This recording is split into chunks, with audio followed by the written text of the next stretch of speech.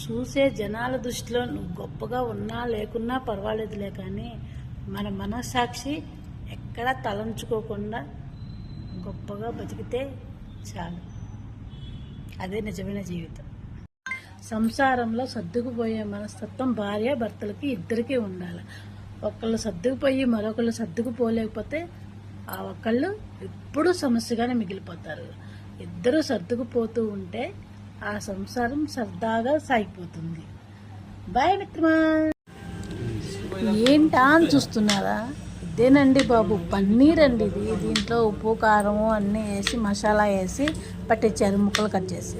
మా అమ్మాయి కట్ చేసేది అదేనండి, క్యాప్సికం అంటారు. అది నాకు సరిగ్గా చెప్పడం కూడా రాదులే. పెద్ద పచ్చిమిరపకాయ అని చెప్తాను నేనైతే. మా అబ్బాయి అయితే నిమ్మకాయ కూడా పిండి వేసేసి ఇలా అయితే పన్నీర్ రెడీ చేశారు. ఇంకా మైదా పిండి గోధుమ పిండి రెండు కలిపేసేసి వీటిని పులకాల్లా కాల్చుతాం. ఇది వచ్చేసిందండి. అదేనండి పన్నీరు కలిపేసరిగా మసాలా అది కొంచెం నానబెట్టేసి ఇలా అయితే ఆయిల్లో డీప్ ఫ్రై చేస్తున్నారు. మా అమ్మాయి అయితే పక్కన చపాతీ చేస్తుంది. చపాతీ మా అబ్బాయి కాలుస్తున్నారు.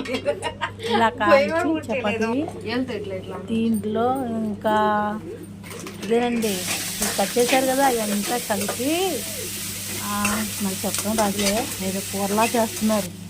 నేను ఎప్పుడు చూడలేదు, తినలేదు కూడా. మా పిల్లలు ఇద్దరు కలిసారంటే ఇట్లా ఏదో ఒక వెరైటీ చేస్తూ ఉంటారు. మేము బయట తెప్పించుకోవటం అట్లాంటివి చాలా తక్కువ అండి. అయితే పిల్లలు అయితే ఇంట్లో ట్రై చేస్తూ ఉంటారు. ఇదేనండి వాళ్ళు చేసింది అంతా ఇలా పెట్టి ఇలా చేశారు. అదేదో అంటారు చూడండి, అదే సవర్మా అని చెప్పారండి. నాకైతే వాళ్ళ నాన్నకైతే చాలా బాగా నచ్చింది. వాళ్ళ నాన్నగారు తింటున్నారు, చాలా బాగా నచ్చింది, చాలా బాగుందమ్మా అని చెప్పారు. పక్కన కూర్చుందా మా అల్లుడు గారికి కొంచెం మొహమాటం ఎక్కువలండి. తను సిగ్గుపడతా కొంచెం అబ్బాయి బిడియంగా ఉంటారు.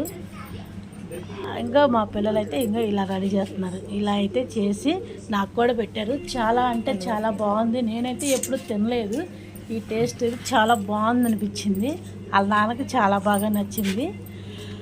మా పిల్లలైతే ఇద్దరు కలిసారంటే ఏదో ఒక వెరైటీ చేస్తూ ఉంటారు.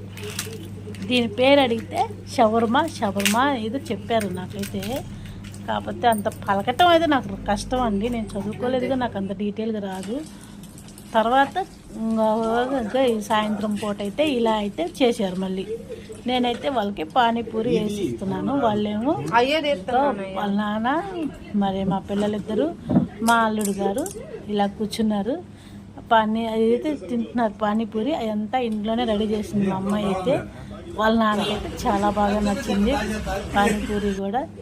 ఇద్దరు అయితే ఇలా చేసి ఈ రోజు ఇలా గడిపేశారు. రోజులు చూసారా ఎలా ఉన్నాయో?